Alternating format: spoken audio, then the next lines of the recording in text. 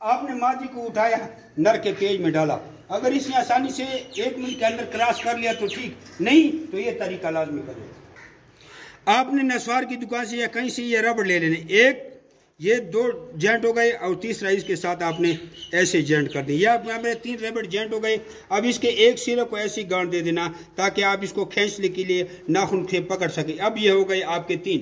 अब आपने क्या करना है, ये जिधर आपने गांठ लगाई है इसको ऐसे छोटा सा वल दे देना। ये वल हो गया और इसके दुम में डाल दिया। अब दूसरा साइड देखो, दूसरा साइड आपने खरगोश के गले में डाल देना है। अब इसको यहाँ पकड़कर इसकी जो शर्मगाह है इसको ऐसा 2-3 दफा खोल लेना है, खींच लेना है। बंद करो फिलहाल वीडियो, ना उधर है चक्कर।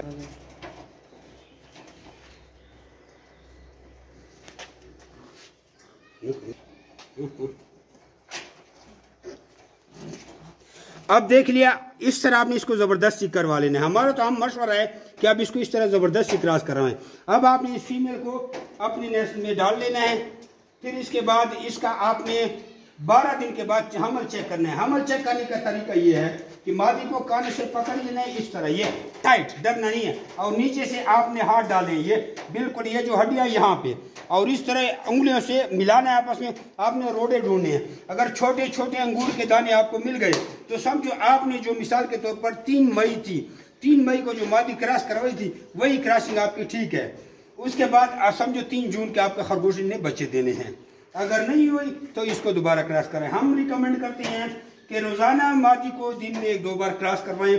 तब तक क्रॉस करवाते जाएं जब तक आपको रोड़े महसूस नहीं होते, जब तक प्रेगनेंसी कन्फर्म होती ही नहीं है।